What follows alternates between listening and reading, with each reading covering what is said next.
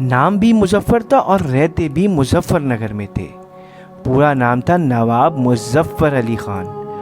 مظفر نگر آج کل تو ہندوستان میں ایک ضلع ہے۔ ان بھلے وقتوں میں نواب صاحب کی جاگیر تھی۔ نواب صاحب کو تعمیرات کا شوق تھا۔ اسی شوق کے لیے اپنے ایک وسیع و غریض باغ کے بیچوں بیچ ایک بنگلہ بنوایا۔ خرچ بھی خوب کیا اور نگرانی بھی خود کی۔ بن کر تیار ہوا تو دیکھنے والوں نے کہا، کہنے کو تو بنگلہ ہے مگر حقیقت میں محل ہے۔ واقعتاً تھا بھی ایسا۔ لوگ ایسے دیکھتے رہتے اور دانتوں تلے انگلیاں دبا لیتے۔ نواب صاحب کا ارادہ تھا کہ اس کا افتتاح بڑی شان و شوکت سے کریں گے۔ اسی ارادے کی پیش نظر صفائیاں دھلائیاں وغیرہ ہو رہی تھیں۔ ریشمی پردے اور فرش فروش بچھائے جا رہے تھے۔ آرائش و زیبائش کا کام آخری مراحل میں تھا کہ انہی دنوں مظفر نگر کے رہائشی ایک غریب آدمی کی بیٹی کی شادی طے پا گئی۔ لڑکے والوں نے کہا، ہم بارات میں 100 آدمی لائیں گے۔ لڑکی والوں کی پریشانی تھی کہ بارات ٹھہرائیں گے کہاں؟ اس زمانے میں میرج ہال تو تھے نہیں۔ غریب باپ اسی سوچ اور فکر میں الجھا ہوا تھا کہ ایک خیر خواہ نے کہا، بارات ٹھہرانے کی جگہ تو میں تمہیں بتا دیتا ہوں، لیکن اگر غریب باپ نے حیران اور سوالیہ نگاہوں سے اپنے خیر خواہ کو دیکھا اور پوچھا، لیکن اگر کیا؟ اگر تمہاری قسمت اچھی ہو اور نواب مظفر خان مان جائیں۔ کیا مطلب؟ مطلب یہ کہ نواب صاحب نے جو نیا بنگلہ بنایا ہے وہ بالکل خالی ہے۔ انہوں نے ابھی اس میں رہائش تو اختیار نہیں کی۔ 1-2 دن تمہاری بیٹی کی بارات ٹھہر جائے تو کوئی مسئلہ نہیں ہوگا۔ صفائیاں وغیرہ تو ویسے بھی ہو رہی ہیں۔ نواب صاحب رحم دل اور غریب پرواہ آدمی تھے۔ لڑکی کا باپ نواب صاحب کی خدمت میں حاضر ہوا، بڑی لجاجت سے اپنی حاجت پیش کر دی۔ بنگلہ میں دے دوں گا مگر ایک شرط ہے۔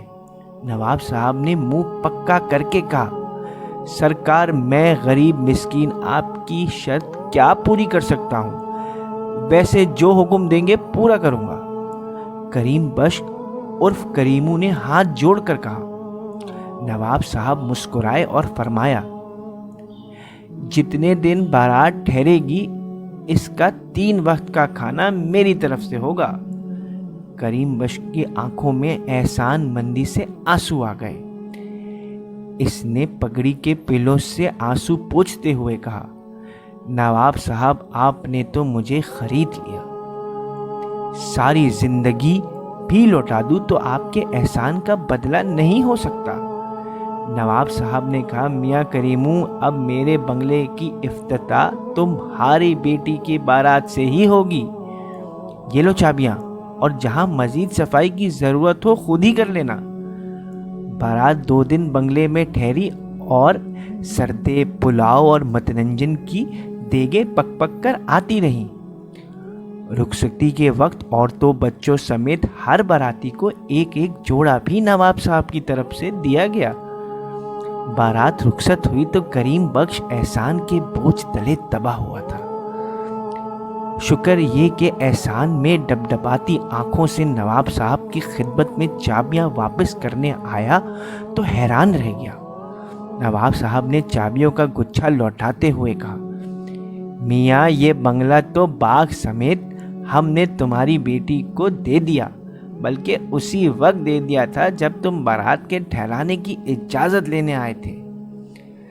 اللہ تعالی ہمیں بھی سخاوت کی دولت سے نوازے۔ کریم بخش کی مشکلات بہت زیادہ تھیں۔